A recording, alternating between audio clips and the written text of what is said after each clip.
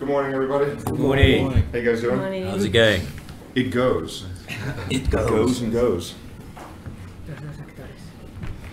I always expect you to be blonde when you're walking. Yeah. I forget. Yep. Puberty really wrecked my hair. Yeah.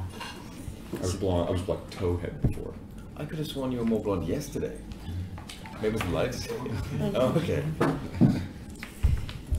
This Wrong bottle of hair color, Yeah. okay? I thought it was Those grays shampoo. out. this series was running before you guys were even born. So did you feel when you took on the role, was there anything you thought you would have to take some kind of particular care over?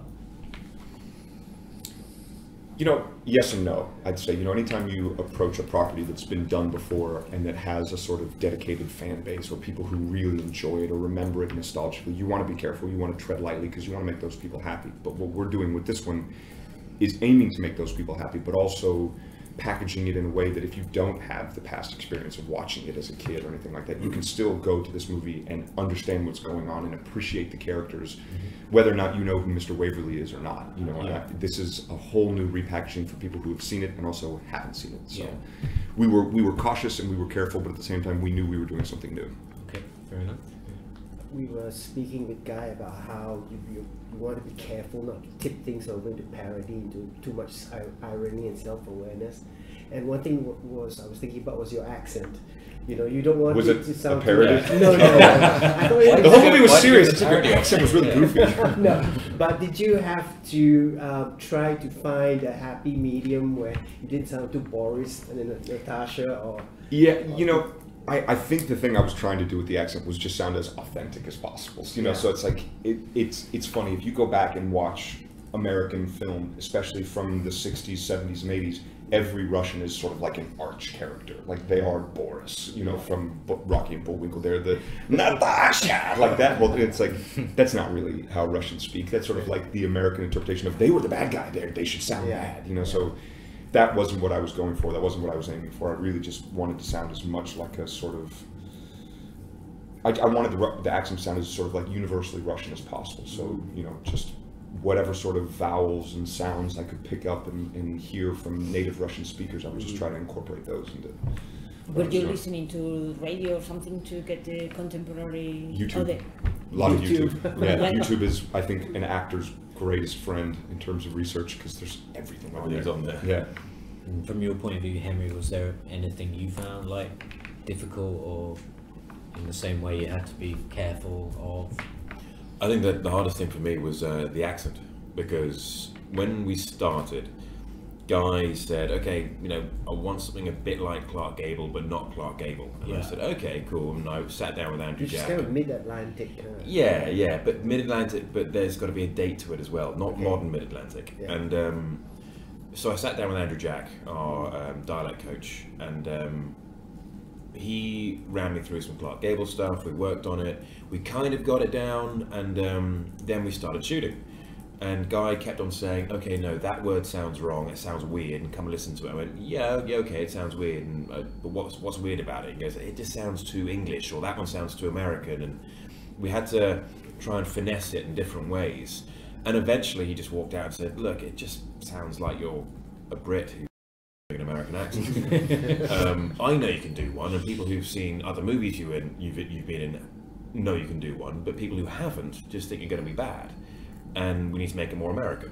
And so eventually, a quarter way through the movie, we then just solidified it as more American. It became an affected American accent, which was transatlantic and dated, and that's what we settled with, and that's why Napoleon sounds the way he sounds now. So there was, you know, we not have American playing Russian, British person playing an American, but Solo and Kudiakin as characters themselves, which one do you guys feel closer to? Do you feel closer to Kudiakin or Solo, or do you feel closer to Solo? Or Probably Gabby Teller. Yeah. The smartest of the three, sorry. Yeah. I don't know. I wouldn't say that you know, I mean, that's kind of the fun of acting is you get to play all these different roles that really in no way have anything to do with you, and it sort of gives you liberty to be crazy with your art so you can be conservative in your life, you know. And by the nature of playing a character, you do feel close to the character you played because you always put a little bit of something of you into each character. Yeah. At least the way they look. Yeah. But you came up with Yeah, the face. Yeah. you had made up your own story about where they were coming from. Yes. Yeah. Like, Yeah, what is it?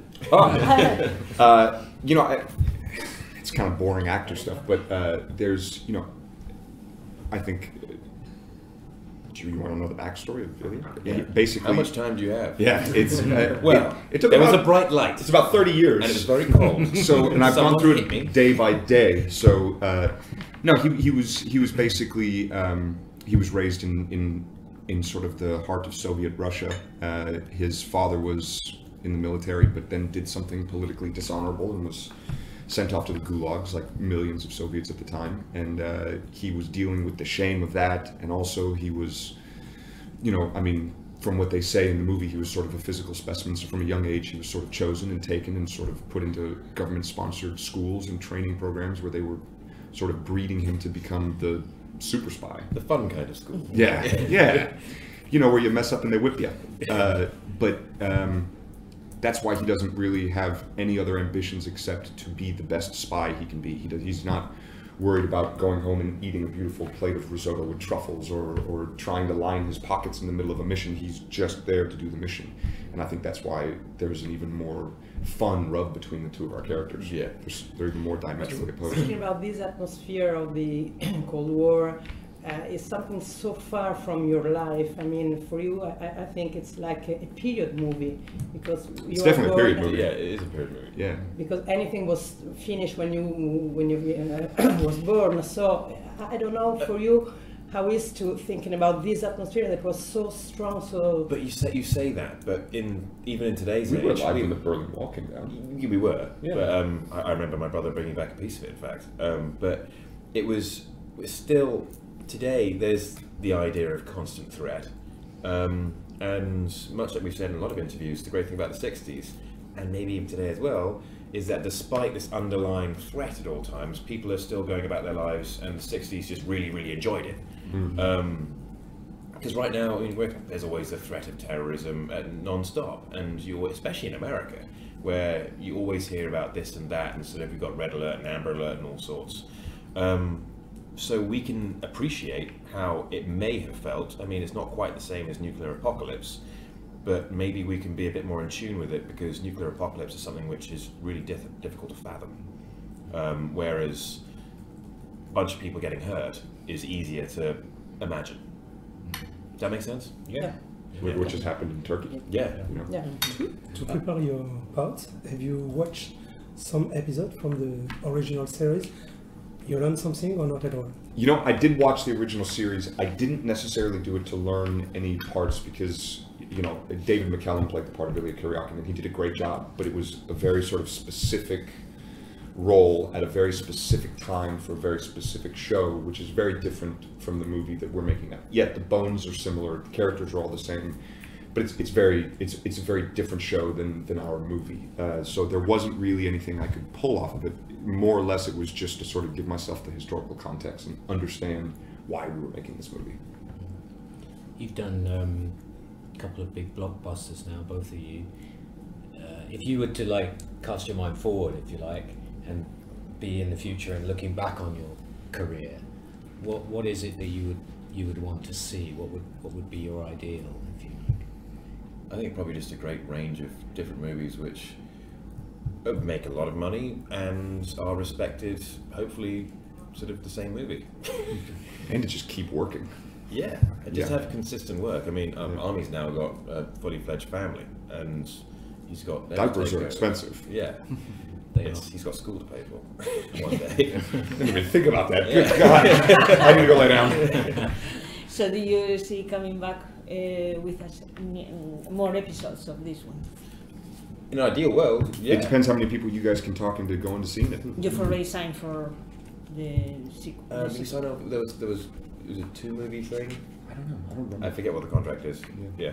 But, For 2 or 3. yeah, but I mean, it doesn't matter what the contract is because the Because contract. we'll renegotiate. That's Don't what I'm worry. saying. The contract could be for 1 movie, for 2 movies, and then you could still make 5 movies. They just make a new contract. Yeah. So yeah, whatever the contract. Or you can is, have a contract for beginning. 5 movies and they make 1 and you go, No. yeah, we're pretty good on You have that. to pay me for 5. Yeah, not quite. I wish. Just sorry to go back to character. So I wanted to talk about Napoleon Solo. It's a very suave character. Guy just pretty said the straight and the loose. So you're the loose. But it's a funny one because I actually think that there's almost a you're on a tightrope from being a suave and a smug character. Yeah. What was it about you going through that process to sort of keep it so that the audience didn't fall into the smug area and kept wanting to be invested in Napoleon's plight? Very good question, and the answer is often Guy would walk in and say, you know what, funny, but it seems a little smug. I don't like it, and you have to trust your director on that because you never know how it's coming across. And he would say, "Oh right, bring it back," or "Yeah, I think probably we would find it funny if you look at Elia in a particular way and then turn your back on him, but the audience isn't going to like you for it because what Elia has just done previously, what we've experienced with Elia as an audience, makes you look like a dick." And so it's just trusting your director. Yeah.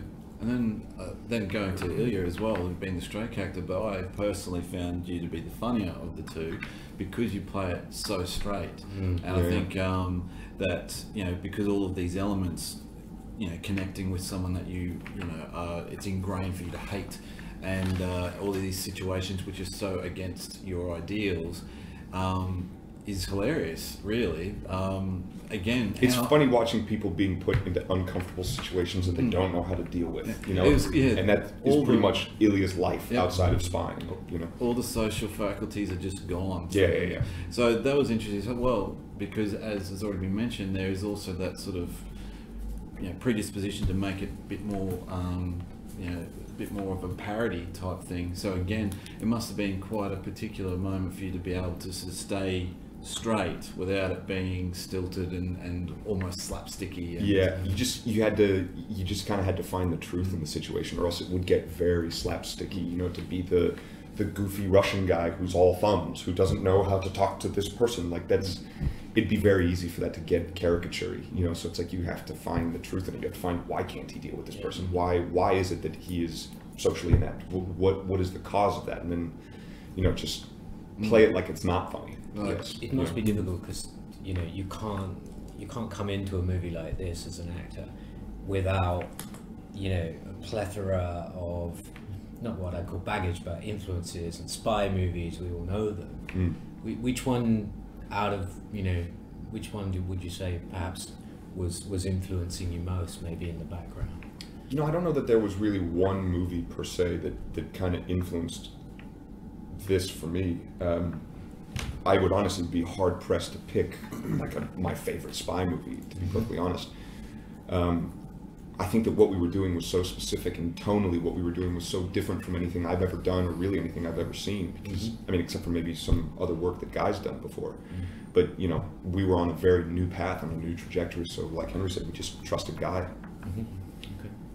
What about the action scenes themselves? There's certainly a lot of physicality there that seems to be.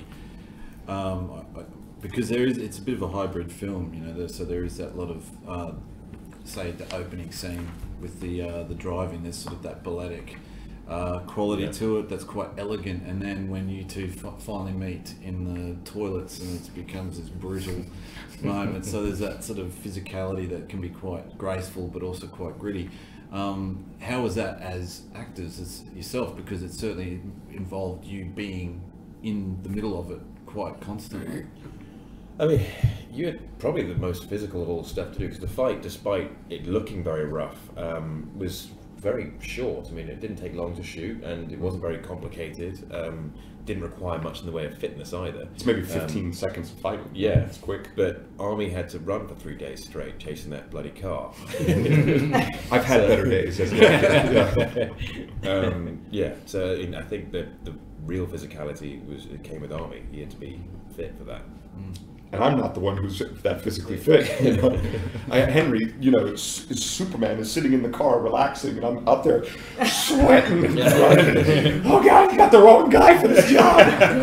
It looked like a lot of fun, actually. When you look at a movie, it looks like people have fun doing it, and we talk about yourselves, but you know, this is a fantastic cast. You know, Hugh Grant's fantastic in this, and Luca looks like quite a lot of fun. He's great. He's great. So I was wondering what was it like on set? What was the atmosphere like? You know, how was the relationships between everyone? Most enjoyable movie I've worked on. Most fun. I mean, we've all walked away as friends. We've all come to see each other again as friends. It's hard to say more, really. I don't think anyone got any kind of disagreements or tiffs, or it was just relaxed. Which is rare for a bunch of actors. Yeah. Right. A bunch of emotional drama queens, and one of us has got to fight. Yeah, it looked like a good vibe. I remember going down to Chichester to see the racetrack. Yeah. And it looked like everyone was having such a how could you not? A good time. Yeah, in there it was great. Yeah, it was really good. So what would you want to do with the next one? What challenges would you want to take on, do you think? It's tough to say, really, because I mean how do you top nuclear threat? It's another nuclear threat in a different country. I don't know. I think the wonder of Guy and Lionel is that you can actually trust them to do the real storytelling, and if you come up with a great idea, they'll go, "That's a great idea. Yeah, we're going to do that," and they'll start writing away. Conversely, if you come up with a bad idea, they will not hesitate to tell you. Yeah, they will slap you down hard. Still moving with the times, like maybe the next one in the 70s, 80s, you know, to come to the contemporary. All of a sudden we're old. Pass me my Lipitor. Like it's a black from granduncle. I think if it ends up being a large franchise, it's probably better to creep slowly as opposed to quickly, because you have to end up like aging it up. It's fun to stay in the 60s. Like it's a fun period. I think it could be about finding bits of history and playing around with that. I just don't know. You've got the whole world as a possibility, because this is a worldwide, what's the word, agency, which actually takes care of everything, and so it could be anywhere, and that's the fun of it. We could be in Turkey, we could be in Rio, we could be anywhere in the world. Let's say somewhere in the Caribbean, just in case. Yeah, this is a little bit closer to this mark. Last question. In Mexico. Okay. But then a spy always has secrets. So, tell us some of yours. No. That's also not a question. I love the hesitation. I was like, is that what he's going to say? Just leave it as a statement. So, tell us some of yours. Tell us some of yours. Yeah, like suddenly all the these spy programs going on. Yeah. From the governments, or even this. This one's all you. Go ahead. I mean, what? So you still ask me to tell you my secrets? No, I can't wait for the last question. You said last question. You play a tortured, moody guy in Superman, and this one you're sort of a bit more casual, casual, sophisticated, debonair. And I mean, do you like shuttling back and forth, having to change the mindset like that? Absolutely, yeah. It's the joy of being an actor. You get to play these different roles, and then see yourself in these sort of imaginary characters. It's fun. I wouldn't want to play the same character over and over again forever. You've got to mix it up and break it up. Otherwise, it just gets a bit boring. And as I say, Napoleon's really fun to play. And as much as Superman's a very stoic character, it's also very cool to be Superman. So, I mean, he's got superpowers, you can do some pretty wild stuff. It is fun to switch and change, is the answer to the question. Thank you, guys. Thank you. All right, thanks so much. You guys. Brilliant. Appreciate it.